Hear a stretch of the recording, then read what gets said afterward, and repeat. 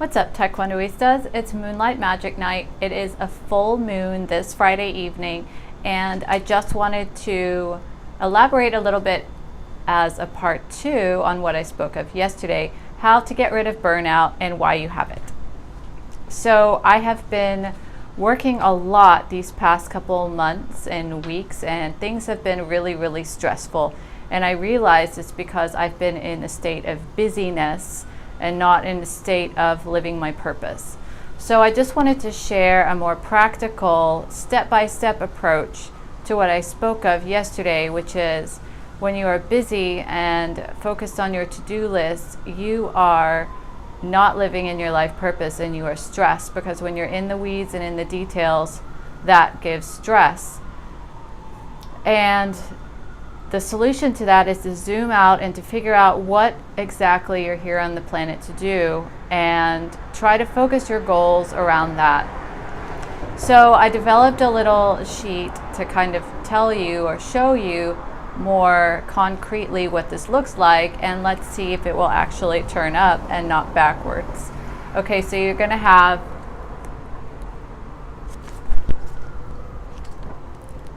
I'm new at this. So you're going to have your life purpose up top, right? And down below is your to-do list. So what you're going to end up doing is figure out your life purpose, and that's going to be your area of excellence, what you came here to do. What do you get out of bed in the morning for? What makes you focus for hours on end without getting bored? What do you do better than anyone else? What comes easily to you? So once you have your life purpose, and I believe that life purpose never really changes, it just gets more and more developed. So you're here to do one thing, and then it will go through an evolutionary process throughout your life. You might think that it changes, but it's actually just going through stages. That's just a belief of mine. You're welcome to put in the comments below if you believe that your life purpose changes as you grow, or if it stays stagnant but just develops. So in this chart here, you're looking at your life purpose up top. You build your broad-based goals, your long-term and medium-term goals. And after you do that, you create your milestones, and those are your medium-term goals. They are the milestones that you will take to achieve your purpose. And then down below you have the short-term goals. That's at closer to the peak of the triangle. And as you go towards your short-term goals, you break them down into daily tasks, and that's how you get your to-do list. So when you do your to-do list that way, and it's broken down via your life purpose, it gives you a lot less stress, because you're actually focusing on what's important, and you're actually focusing on what will make a difference, instead of doing things to please others. Because when you have a to-do list, most of the time it's because people are coming up to you thinking that their project is urgent.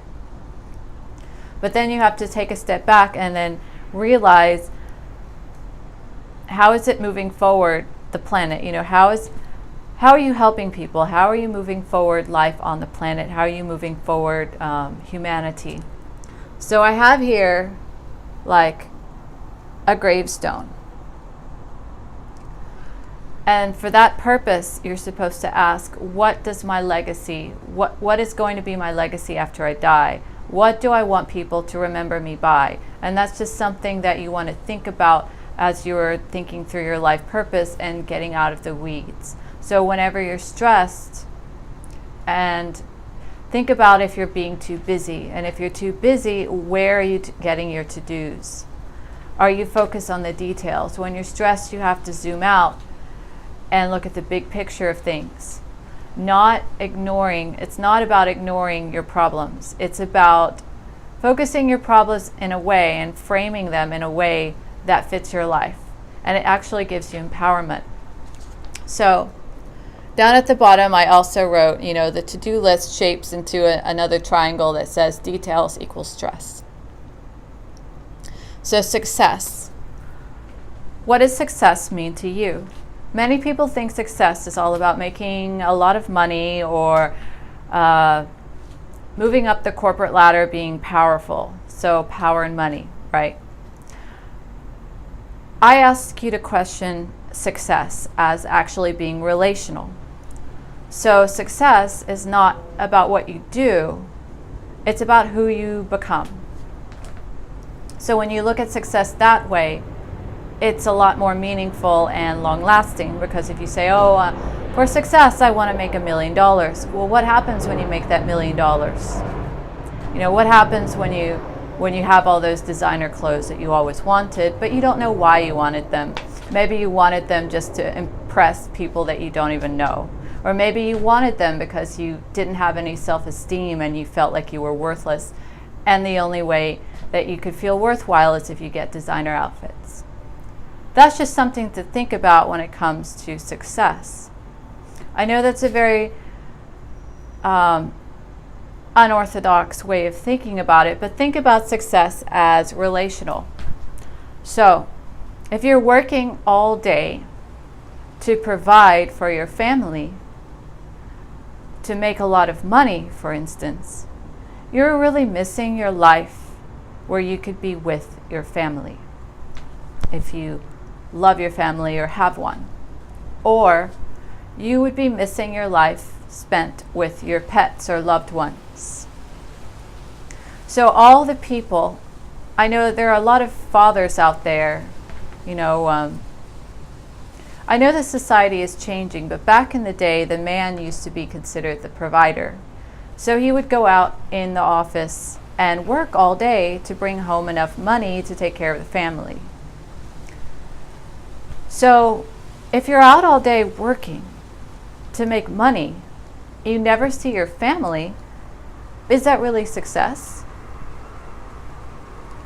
That's just something to think about. And think about all the divorces that happen and the courts being focused on how much money, you know, the father or the wage earner, which could be actually the female nowadays, how much money is going to child support. That is the focus on the courts. And that's actually very, very inefficient, because when you're focused on child support, once a family has been broken up, you essentially have two households to support.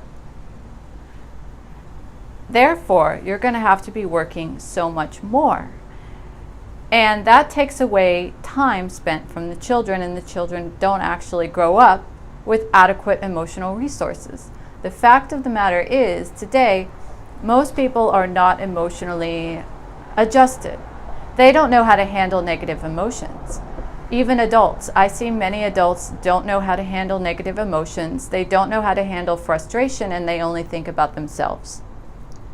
That is because they did not have proper teaching on how to handle and manage their emotions and become empowered, so they rely on other people to blame. If we had the father and the mother, or two mothers or two fathers, it doesn't matter what kind of family you have. If you had all the caretakers at home, if you focused on that instead of child support payments, perhaps we'd have better raised children. Maybe think about that. There are a lot of things that need to be improved on the planet. This video started out as a step-by-step process to get out of stress and burnout.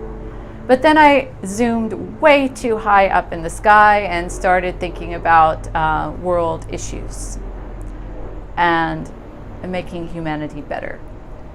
But that's just me living out my life purpose.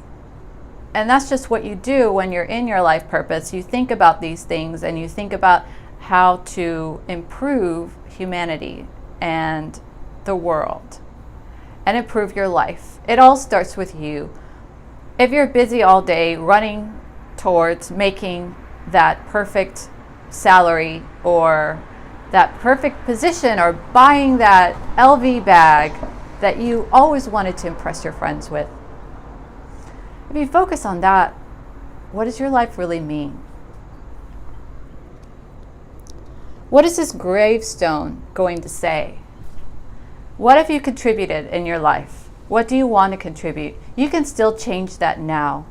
You're still alive. You don't have to work all day for something that you don't even want. The answer is to figure out what you do want. Figure out your life purpose. If everyone figured out their life purpose and act in accordance to that, imagine what would happen to the planet. Imagine what would happen if everybody knew how to love themselves. And the first way to figure out how to love yourself is to be honest with why you're here. And to stop blaming others and to take responsibility for your life. Stop depending on others for the things you think you deserve to have. And start thinking about what you can contribute. With that, I'm going to say thank you for listening, and I hope this moonlit night serves as a beauty to all of you. And that if you're struggling with your Taekwondo practice, step back and look at your purpose and question why you're here on the planet and what you're here to do and who you're here to serve. All right, guys, take care, and I'll see you in the next video. If you want more videos like this, feel free to like, share, and subscribe. Leave a comment down below on what you like me to talk about or opine about. And I'll see you in the next video.